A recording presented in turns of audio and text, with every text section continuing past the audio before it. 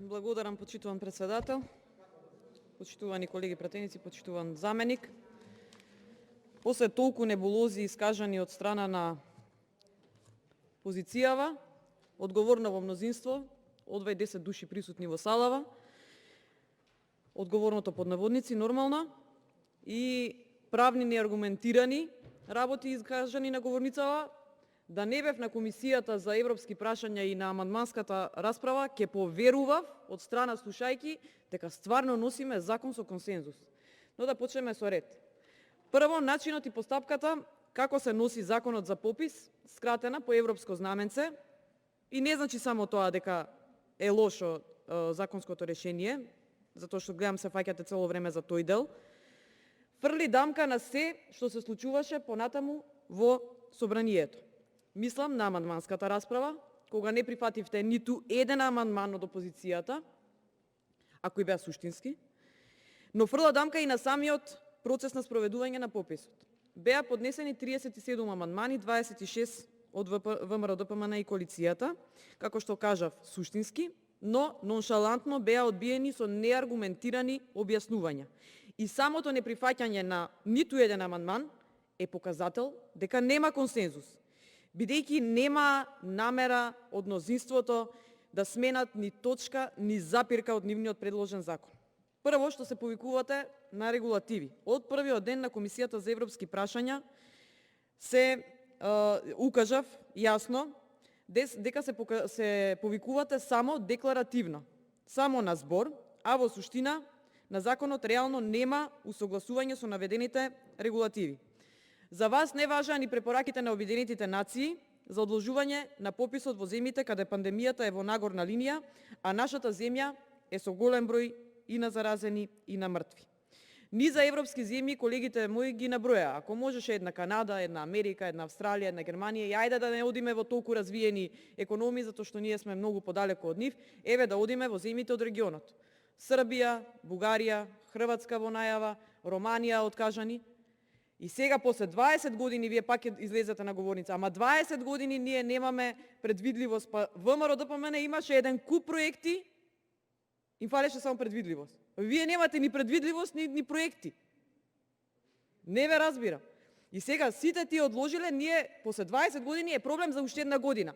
Ама што се загрозува за здравието на граѓаните, не е битно. Така имаше тука еден колега кој што велеше, јас не примам гости, ама после стана градоначалник и се пушти во кампања, па не знам како стварно се дистанцираше, одржуваше растојание и така натаму. Не се. Понатаму, кажав за земјите кои што ги одложија. Да почнеме со ред, еве во законот. Во целите и начелата и основни решенија на предлогот на законот се наведени неколку начала: транспарентност на процедурите, неутралност и објективност во сите фази, стручна независност на надлежните органи, доверливост и заштита на индивидуалните податоци од пописот. Како ќе ги обезбедите овие цели и начала, кога има многу недостатоци и недоволно прецизирани работи во самиот закон? Понатаму, после оцена на финансиските последици, следува зошто со оглед на тоа што дека се исполнети условите од член 170 од деловникот и така натаму, не е во прашање донесување на сложен и обемен закон, се предлага законот да се донесе по скратена постапка. Како не е обемен кога се работи за обемна статистичка операција? И не можете нон-стоп, ве слушам од говорницава, под плаштот дека не се работи за сложен и обемен закон, па ајде да се донесе во скратена постапка.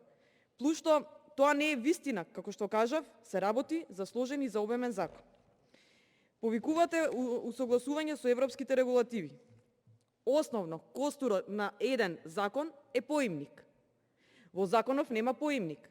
Па регулативата што се повикувате, 763/2008, јасно кажува дека треба да има поимник. Во законов нема точно значење на што значи место на вообичаено живење, официјално место на живење, домаќинство, пописен реон, стан и слично, како што бара европската регулатива 763/2008 на која се повикувате.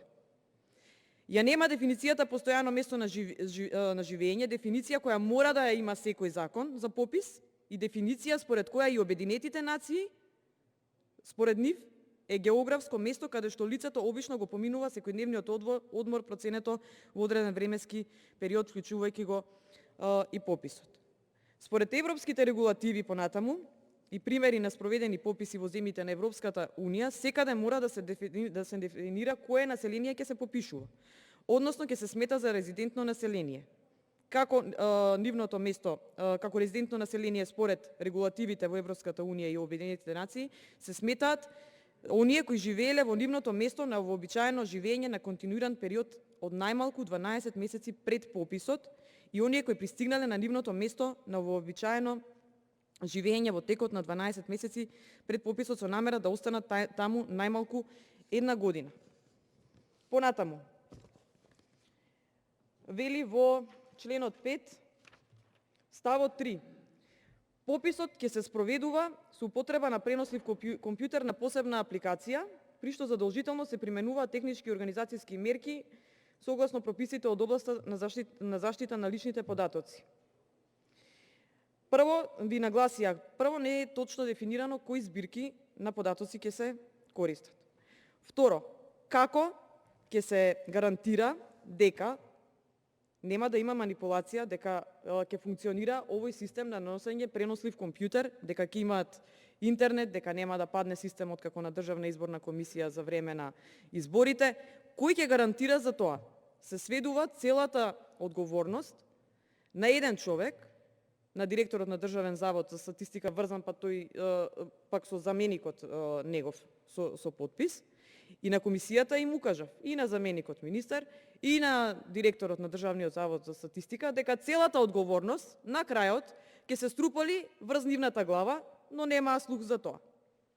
Понатаму, во членот 4 не е предвидено постпописно истражување кое се прави на најмалку 2% од пописната маса, заради утврдување на квалитетот на спроведениот редовниот попис, значи евентуални пропусти доколку има, да се откријат. Овој член во претходниот закон од 2011 постоеше и требаше да остане, и плюс тоа ќе беше во согласност пак со регулативите и со Евростат, на кои што нонстоп се повикувате. Понатаму, за членот 5 е нов вметна член кој го регулира принципот на комбиниран попис, односно евиденција на податоци на терен со техничко средство, како што кажав. И тука кажав дека има дилеми дали ќе има интернет врски, дали ќе смеат и дали ќе можат институциите да ги дадат своите бази на податоци, да бидат внесени во секој компјутер, а ќе има голем број на компјутери, од аспект на безбедноста, на поврзана преку компјутерите за овие податоци. Кој ќе го гарантира дека нема да биде повторно случај на хакирање и се отвара простор за голема злоупотреба. Ова го побаравме на амандманската расправа, исто така се одби.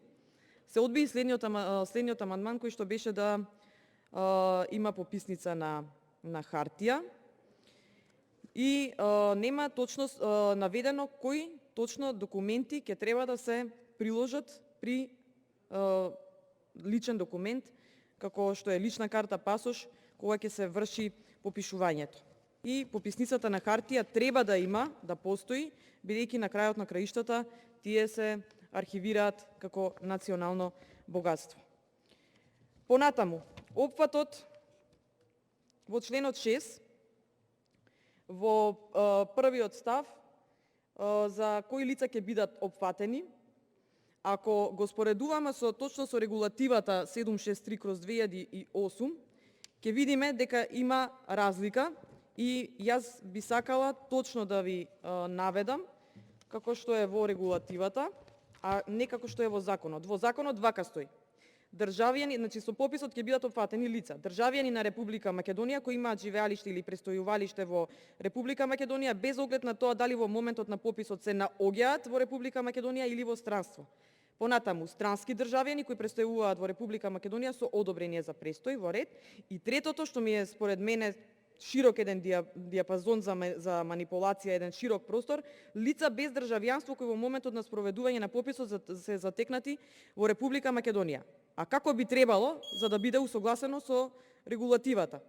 Значи, оние кои живееле во нивното место на вообичаено живење за континуиран период од најмалку 12 месеци пред референтниот датум и оние кои пристигнале на нивното место на вообичаено живење во текот на 12 месеци пред референтниот датум со намера да останат таму најмалку 1 година. Нема јасно искажување ниту од председателот на државата дали ќе го потпише, нас не е јасно дека ќе го потпише. Одбивте поимник, одбивте методологија која што ќе биде ингеренција и жеблотека само на еден човек. Нема точни податоци, нема да се осликува реалноста и нема да добиеме ние реална слика со овој попис, затоа што се носи закон буквално нелогичен, се носи на мускули и не се носи со консензус. Благодарам.